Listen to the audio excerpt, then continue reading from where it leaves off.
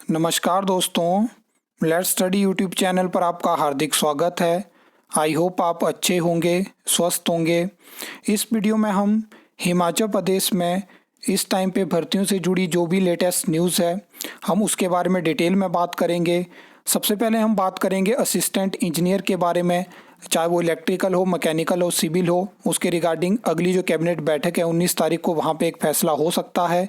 उसके अलावा हम एचपीयू की जो टीचिंग और नॉन टीचिंग स्टाफ की वैकेंसी है, जो कि ऑलरेडी 2 बार भी एडवर्टाइज हो चुकी है, उसके बारे में हम बात करेंगे।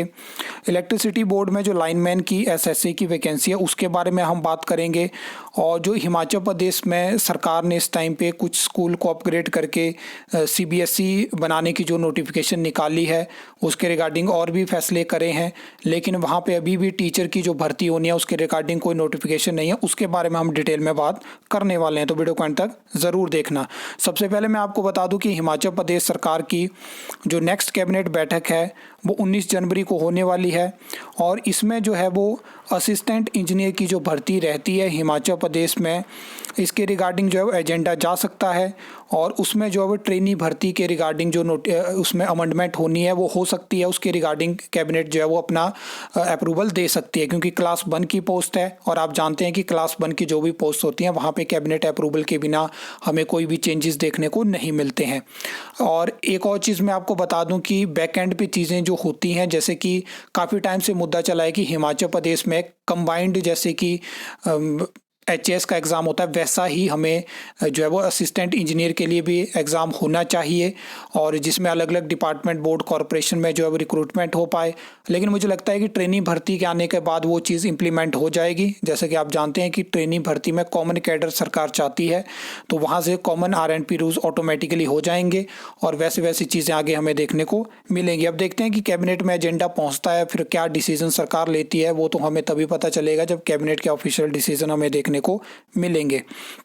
अब मैं आपको बता दूं कि एचपीयू की जो वैकेंसी है, चाहे वो टीचिंग है चाहे वो नॉन टीचिंग स्टाफ की वैकेंसी है, काफ़ी ज़्यादा पिछले कुछ सालों में खबरों में रही है। इसका रीज़न है कि नॉन टीचिंग स्टाफ की वैकेंसी 2 बार एडवर्टाइज होती है, 274 वैकेंसी, और आज तक वो भर्ती के हमें ना एग्ज़ाम देखने को मिले, ना वहाँ पे फीस रिफंड हमें देखने को मिली। जब भर्ती एडवर्टाइज होती है तो अपनी हायर फीस के लिए भी विवादों में रहती है।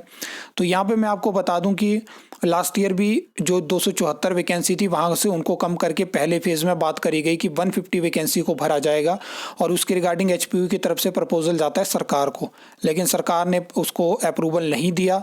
और इस साल जो है वो 150 से कम करके पहले फेज़ में 100 वैकेंसी को ही भरा जाएगा। ये कौन सी वैकेंसी है, ये तो जब अप्रूव होगी तभी हमें जानकारी मिलेगी, लेकिन फिलहाल 100 वैकेंसी कर दी गई है और प्रपोजल जा चुका है।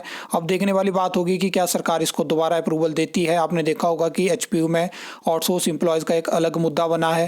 तो ये बहुत सारी चीज़ें हैं, लेकिन अब सरकारों को इन समय रहते 5 साल कंप्लीट हो चुके हैं, इन पे ऊपर फैसला लेना पड़ेगा। तो ये चीज़ है। बाकी मैं आपको बता दूं कि जो हिमाचल प्रदेश में सीबीएसई स्कूल बनने वाले हैं, सरकार उनके बारे में लगातार बात कर रही है। आपने देखा लास्ट कैबिनेट मीटिंग में वहाँ के लिए जो इंग्लिश टीचर हैं, मैथ्स टीचर हैं, उनकी जो है वो पोस्टें अप्रूव करी गई। बात करी गई कि अलग से रिक्रूटमेंट होगी, वहाँ पे जो क्लास 4 का और स्टाफ होगा उसके बारे में भी बात करी गई और अप्रूवल दिया गया।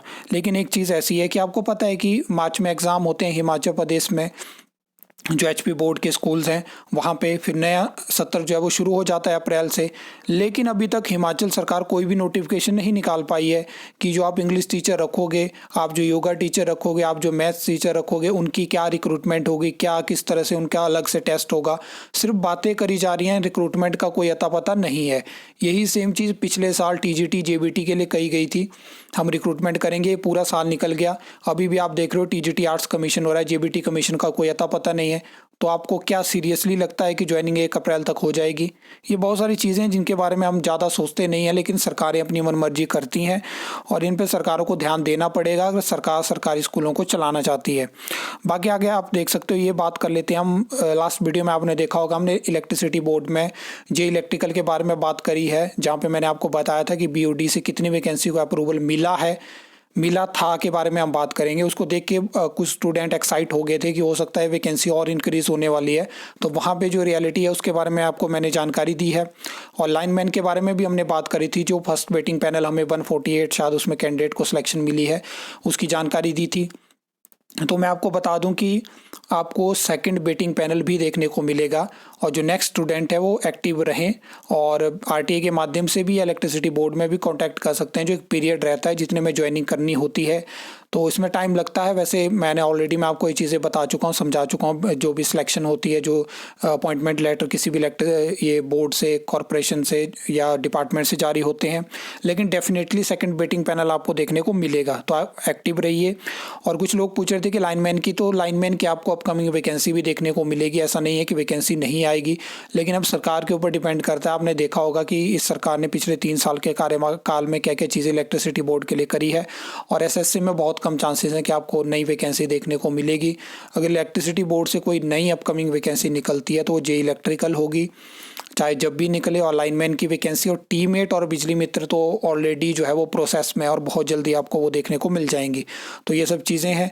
आई होप आपको वीडियो अच्छी लगी होगी, इन्फॉर्मेटिव लगी होगी, तो वीडियो को लाइक कमेंट शेयर कर सकते हो, चैनल को सब्सक्राइब कर सकते हो फॉर द न्यू अपडेट्स के लिए।